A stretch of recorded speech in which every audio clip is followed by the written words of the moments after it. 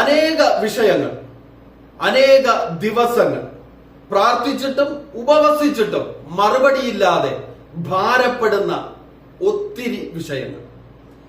ഇവണ്ണം പ്രാർത്ഥിച്ചിട്ടും ഉപവസിച്ചിട്ടും നിരന്തരമായി ഉപവസിച്ചിട്ടും മറുപടിയില്ലാതെ ഭാരപ്പെടുന്ന അനേക സഹോദരങ്ങളെ കഴിഞ്ഞ നാളുകളിൽ പരിചയപ്പെടുവാൻ ഇടവന്നു. ഈ പരിചയപ്പെട്ടവർക്കെല്ലാം ഒറ്റ പ്രയാസമാണ് പറയുവാനുള്ളത്. നിരന്തരമായവർ ഉപവസിച്ചിട്ടും പ്രാർത്ഥിച്ചിട്ടും വിഷയങ്ങൾക്ക് യാതൊരു മാറ്റവും വരുന്നില്ല. ഇന്ന് പകൽക്കാലം തിരുവചനം ശ്രമിക്കുന്ന പ്രിയ ദൈവജനമേ, ഇങ്ങനെ പ്രാർത്ഥിച്ചിട്ടും ഉപവസിച്ചിട്ടും മറുപടി ലഭിക്കാതെ നിങ്ങൾ ഭാരത്തിലായിരിക്കുന്നുവോ? ഇന്ന് പകൽക്കാലം പരിശുദ്ധാത്മാവിന് നിങ്ങളുടെ വിഷയത്തെ സംബന്ധിച്ച് നിങ്ങളോട് ചിലത് സംസാരിപ്പാനുണ്ട്. ഈ വീഡിയോ തീർത്തും കേൾക്കുവാൻ ദൈവനാമത്തെ നിങ്ങളെ ക്ഷണിക്കുകയാണ്. കർത്താവ് അതിനായി നിങ്ങളെ സഹായിക്കുമാറാകട്ടെ. Praise the Lord. കർത്താവായ യേശുക്രിസ്തുവിന്റെ നാമം വാഴ്ത്തപ്പെടുമാറാകട്ടെ. നല്ല ഒരു ദിവസം കൂടി കാണുവാൻ കർത്താവ് നമ്മെ സഹായിച്ചല്ലോ. ആ കർത്താവിന് നന്ദി. ഇന്ന് പകൽക്കാലം ഈ യൂട്യൂബ് ചാനലിൽ കൂടി ദൈവവചനം ശ്രമിക്കുന്ന നിങ്ങൾക്ക് ഓരോരുത്തർക്കും കർത്താവായ യേശുക്രിസ്തുവിന്റെ നാമത്തിലുള്ള സ്നേഹവും വന്ദനവും അറിയിക്കുന്നു. കർത്താവ് നിങ്ങളെ ധാരാളമായി അനുഗ്രഹിക്കട്ടെ. പ്രാരംഭമായി കേട്ട വിഷയത്തിൽ നിന്നുകൊണ്ട് ഒന്ന് രണ്ട് ആലോചനകൾ നിങ്ങളുമായി പങ്കുവയ്ക്കുവാൻ ദൈവനാമത്തിൽ ശരണപ്പെടുകയാണ്. കേട്ട വിഷയം ഇതാണ്: നിരന്തരമായി ഉപവസിച്ചിട്ടും പ്രാർത്ഥിച്ചിട്ടും മറുപടിയില്ലാത്ത അനേക വിഷയങ്ങൾ. നിരന്തരമായെന്ന് വെറുതെ പറഞ്ഞാൽ പോരാ. 3 ദിവസമോ 7 ദിവസമോ ഒന്നുമല്ല, 21 ദിവസവും 40 ദിവസവും ഒക്കെ മുഴുവനായി പൂർണ്ണമായി ഉപവസിക്കുന്ന ഉപവാസം. അങ്ങനെ നിരന്തരമായി ഉപവസിച്ചിട്ടും ചില വിഷയങ്ങൾക്ക് പരിഹാരവും മറുപടി ലഭിക്കുന്നില്ല. അതോർത്ത് ഭാരപ്പെട്ട് പ്രയാസപ്പെട്ട് ജീവിക്കുന്ന അനേക സഹോദരങ്ങൾ, അങ്ങനെയുള്ളവരെ ഈ നാളുകളിൽ പരിചയപ്പെടുവാൻ തക്കവണ്ണം ഇടയായി. ഇത് പകൽക്കാലം ഇങ്ങനെ ഒരു മെസ്സേജ് തയ്യാറാക്കുമ്പോൾ ഇത് കേൾക്കുന്ന നിങ്ങളും ഇങ്ങനെയുള്ള അവസ്ഥയിൽ കൂടി കടന്നു പോകുന്നു എങ്കിൽ നിങ്ങൾക്ക് വേണ്ടിയും കൂടെ ഉള്ളതാണ് ഇന്നത്തെ ആലോചന. അതുകൊണ്ട് വളരെ ശ്രദ്ധാപൂർവം ഈ വചന സന്ദേശം മുഴുവനും കേൾക്കുവാൻ ദൈവനാമത്തെ നിങ്ങളെ പ്രബോധിപ്പിക്കുകയാണ്. അതിനായി കർത്താവ് സഹായിക്കട്ടെ. ഈ ഉപവാസം എന്ന് പറയുന്നതിനെ കുറിച്ച് ദൈവവചനത്തിനകത്ത് വളരെ വ്യക്തമായിട്ട് രേഖപ്പെടുത്തിയിട്ടുണ്ട്, വ്യക്തമായി പഠിപ്പിച്ചിട്ടുണ്ട്. എങ്ങനെയാണ് ഉപവസിക്കേണ്ടത്, എന്തിനു വേണ്ടിയാണ് ഉപവസിക്കേണ്ടത്, അല്ലെങ്കിൽ ആരാണ് ഉപവസിക്കേണ്ടത്, ഇതിനെക്കുറിച്ചൊക്കെ വ്യക്തമായ രീതിയിൽ ദൈവവചനത്തിനകത്ത് രേഖപ്പെടുത്തിയിട്ടുണ്ട്. കൂട്ടമായി ഉപവസിക്കുന്ന വ്യക്തികൾ, വ്യക്തിപരമായി ഉപവസിക്കുന്ന വ്യക്തികൾ, അതുപോലെ ദേശവ്യാപകമായി ഉപവസിച്ച വ്യക്തികൾ, സഭകളുടെ നേതൃത്വത്തിൽ ഉപവസിച്ച വ്യക്തികൾ, ഇങ്ങനെയൊക്കെ വിവിധമാകുന്ന രീതിയിൽ ഉപവസിച്ചതിനെ കുറിച്ചും വളരെ വ്യക്തമായി ദൈവവചനത്തിൽ രേഖപ്പെടുത്തിയിട്ടുണ്ട്. എന്നാൽ ഈ വിഷയത്തെ കുറിച്ചല്ല ഞാനിന്ന് ചിന്തിപ്പാൻ ദൈവനാമത്തിൽ ശരണപ്പെടുന്നത്. ഉപവാസം എന്നതിനെ കുറിച്ച് തന്നെയാണ്. പക്ഷേ എങ്ങനെയാണ് നാം ഉപവസിക്കേണ്ടത് എന്നതിനെ കുറിച്ചാണ്, അല്ലെങ്കിൽ ഉപവസിക്കുമ്പോൾ നാം എങ്ങനെയായിരിക്കണം എന്നതിനെ കുറിച്ചാണ് ഇന്ന് പകൽക്കാലം ചെറിയ 2 ചിന്ത നിങ്ങളുമായി പങ്കുവയ്ക്കുവാൻ ഞാൻ ആഗ്രഹിക്കുന്നു.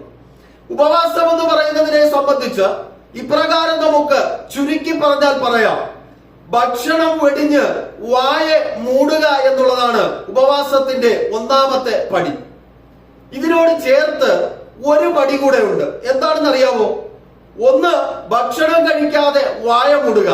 2, രണ്ടാമത് ഇമ്പോർട്ടന്റ് ആയിട്ടുള്ള ഒരു കാര്യമാണ്. എന്താണ് 2? സംസാരിക്കാതെ വായ മൂടുക. ഹല്ലേലൂയ. ഉപവാസം എന്ന് പറയുന്നത് ഭക്ഷണം കഴിക്കാതെ വായ മൂടുക, അതോടൊപ്പം തന്നെ സംസാരിക്കാതെ വായ മൂടുക. ഉപവസിക്കുന്നവരെല്ലാവരും ഭക്ഷണം കഴിക്കാതെ വായ മൂടാറുണ്ട്. എന്നാൽ സംസാരിക്കാതെ, അല്ലെങ്കിൽ അഭിപ്രായം പറയാതെ, അല്ലെങ്കിൽ എന്തെങ്കിലുമൊക്കെ കാര്യങ്ങൾ പറയാതെ വായ അടയ്ക്കുവാൻ തയ്യാറല്ല. ഞാൻ പറയുന്നത് നിങ്ങൾക്ക് മനസ്സിലാകുന്നുണ്ടെന്ന് ഞാൻ വിചാരിക്കുക. ഒന്നുകൂടി എക്സ്പ്ലെയിൻ ചെയ്ത് പറഞ്ഞാൽ അതിന് ഇങ്ങനെ പറയാം: നമ്മളൊരു വിഷയത്തിന് വേണ്ടി ഉപവസിക്കുന്നു. ഉപവസിക്കുക മാത്രമല്ല, നമ്മൾ പലപ്പോഴും എന്താ ചെയ്യുന്നത്? ആ വിഷയത്തിന്മേൽ നമ്മുടെ അഭിപ്രായങ്ങൾ, നമ്മുടെ താല്പര്യങ്ങൾ, നമ്മുടെ ഇഷ്ടങ്ങൾ, അത് നമ്മൾ ഇങ്ങനെ പറഞ്ഞുകൊണ്ടേയിരിക്കും. നിസ്സാരം ഒരു ഉദാഹരണം പറഞ്ഞാൽ, ഭർത്താവിന്റെ മദ്യപാനം നിമിത്തം പ്രയാസപ്പെടുന്ന ഭാര്യ ഭർത്താവിന്റെ മദ്യപാനം മാറ്റുവാൻ ഉപവസിക്കുന്നു എന്ന് ചിന്തിച്ച് ഉപവാസം എടുത്തു. 40 ദിവസം അല്ലെങ്കിൽ 21 ദിവസം ഉപവാസം എടുത്തു. ഉപവസിച്ചുകൊണ്ടിരിക്കുമ്പോൾ തന്നെ ഈ ഭർത്താവ് മദ്യപിച്ചുകൊണ്ട് വരുമ്പോൾ ഈ ഭർത്താവിനെ എന്ത് ചെയ്യുവാൻ നമ്മൾ തയ്യാറാകാറുണ്ട്?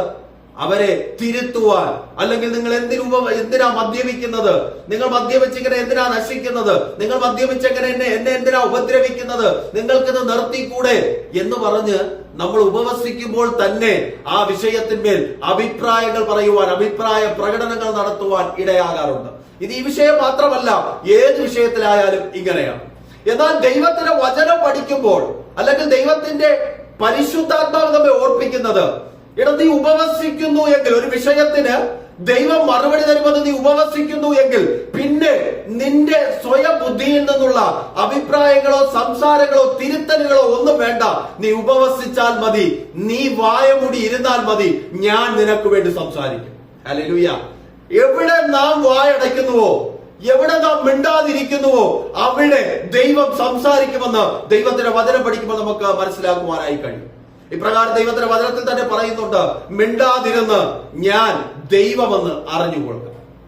വിശുദ്ധ വേദപുസ്തകത്തിനകത്ത് എസ്തേർ എന്ന് പറയുന്ന സ്ത്രീയുടെ പേരിൽ അറിയപ്പെടുന്ന ഒരു പുസ്തകം, ആ പുസ്തകത്തിനകത്ത് നിന്ന് ഒരു ചിന്ത പങ്കുവയ്ക്കുമ്പോൾ ഈ വിഷയത്തിനകത്ത് ഒന്നുകൂടി നിങ്ങൾക്ക് ഉറപ്പ് ലഭിക്കുവാൻ തക്കവണ്ണം ഇടയായിത്തീരും. എസ്തേറിന്റെ പുസ്തകത്തിനകത്ത് മൊർദെഖായി എന്ന് പറയുന്ന ഒരു മനുഷ്യനുണ്ട്. ഈ മൊർദെഖായി എന്ന് പറയുന്ന മനുഷ്യനും യഹൂദന്മാരെന്ന് പറയുന്ന ഒരു കൂട്ടവും ഈ ഹാമാൻ എന്ന് പറയുന്ന ഒരു മനുഷ്യൻ നിമിത്തം പ്രാണഭയത്തിലായി തീരുകയാണ്. തങ്ങളുടെ പ്രാണൻ ഏത് നിമിഷവും പൊയ്പോകാം എന്നൊരവസ്ഥയിലേക്ക് അവർ കടന്നു വരുന്നു.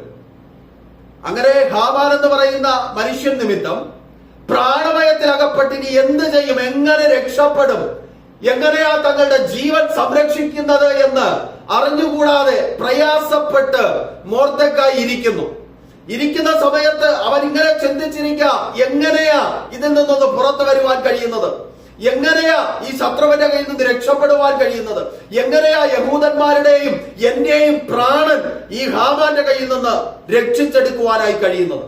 ഇങ്ങനെ ചിന്തിക്കുന്ന സമയത്ത് അവന്റെ മുമ്പിൽ തെളിഞ്ഞു വന്ന ഒരു മുഖമാണ് എസ്തേർ എന്ന് പറയുന്ന സ്ത്രീയുടെ മുഖം. ആരാണ് എസ്തേർ? അവിടുത്തെ രാജാവിന്റെ പ്രിയ പത്നിയാണ് എസ്തേർ. ഈ ഹാമാൻ എന്ന് പറയുന്നവൻ ഈ മൊർദെഖായിയെയും യഹൂദന്മാരെയും നശിപ്പിക്കുവാനായി താല്പര്യപ്പെട്ട് രാജസന്നിധിയിൽ കടന്നുപോയപ്പോ ആരാണോ അതിന് അനുമതി കൊടുത്ത രാജാവ്, അതേ രാജാവിന്റെ പത്നിയാണ് എസ്തേർ. അപ്പോ മാനുഷികമായി ഈ മൊർദെഖായി ഇങ്ങനെ ചിന്തിച്ചിരിക്കാം, ഈ രാജാവിന്റെ അടുക്കൽ തന്റെ പ്രിയ പത്നി പോയിട്ട് ഈ മൊർദെഖായിയെയും യഹൂദന്മാരെയും ഒന്നും ചെയ്യരുത്, അവരുടെ പ്രാണൻ നീ എടുക്കരുത്, അവരെ വെറുതെ വിടണമെന്ന് പറഞ്ഞാൽ ചിലപ്പോൾ അവൻ രാജാവ് വെറുതെ വിട്ടേക്കാം എന്ന ചിന്തയോടുകൂടി ഈ മൊർദെഖായി എസ്തേറിന്റെ അടുക്കൽ പോവുക. എസ്തേറിന്റെ അടുക്കൽ പോയിട്ട് പറയുക, നീ ഈ പ്രതിസന്ധി ഘട്ടത്തിൽ നീ ഞങ്ങളെ എങ്ങനെയെങ്കിലും രക്ഷിക്കണം, നീ ഈ സമയത്ത് മിണ്ടാതിരിക്കരുത്, നീ എന്തെങ്കിലും ഒരു വഴി പ്രയോഗിച്ച് എങ്ങനെയെങ്കിലും ഞങ്ങളെ ഈ പ്രയാസത്തിൽ നിന്ന് രക്ഷിക്കണം. ഇത് കേട്ട എസ്തേർ രാജ്ഞിക്ക് ഒരു കാര്യം അറിയാം, എടാ ഓടി അങ്ങ് രാജാവിന്റെ അടുക്കൽ ചെല്ലുവാൻ കഴിയത്തില്ല. രാജാവ് പൊൻചെങ്കോൽ നീട്ടാതെ ആരേലും അവന്റെ അടുക്കൽ കടന്നുപോയാൽ അവരെ കൊല്ലണമെന്നുള്ളതാണ് ആ രാജ്യത്തെ നിയമം. അതിപ്പോ രാജാവായാലും രാജ്ഞിയായാലും രാജാവിന്റെ പിതാവായാലും മാതാവായാലും ആരായാലും രാജാവ് പൊൻകും ചെങ്കോൽ നീട്ടാതെ അവന്റെ അടുക്കൽ പോകുവാൻ കഴിയത്തില്ല. അപ്പോൾ ഈ സമയത്തൊന്നും രാജ്ഞിയെ അടുക്കലേക്ക് ചെല്ലുവാൻ തക്കവണ്ണം പൊൻചെങ്കോൽ നീട്ടിയിട്ടില്ല, അതുകൊണ്ട് രാജ്ഞിക്ക് പോകുവാനും കഴിയത്തില്ല. പക്ഷേ ഈ എസ്തേർ പറയുവാണ്, ഞാനൊരു കാര്യം ചെയ്യാം, അതൊന്നും മുഖവിലേക്ക് എടുക്കാതെ ഞാൻ ഇവിടെ കടന്നു പോകാം, നിങ്ങൾ എന്ത് ചെയ്യുക, എനിക്ക് വേണ്ടി ഉപവസിക്കുക, ഞാനും എന്റെ തോഴിമാരും ഉപവസിക്കും. ഒരു ഉപവാസത്തെ കുറിച്ചാണ് പറയുന്നത് കേട്ടോ. നമ്മളൊക്കെ ഉപവസിക്കുന്നവരാണല്ലോ, മറുപടി ഇല്ലാതെ നമ്മൾ ഉപവസിച്ചു കൊണ്ടിരിക്കുവാണല്ലോ. നിങ്ങളോട് എസ്തേറിനോട് ചേർന്ന് ഒരാലോചന പങ്കുവയ്ക്കുക. അപ്പൊ എസ്തേർ പറയുക, ഞാൻ ഉപവസിക്കുവാൻ പോവുക, നിങ്ങളും എനിക്ക് വേണ്ടി ഉപവസിക്കുക, എന്റെ തോഴിമാരും ഉപവസിക്കുക, ഇതിനകത്തൊരു മറുപടി ലഭിക്കും നിശ്ചയം, നമുക്ക് ഉപവസിക്കാം.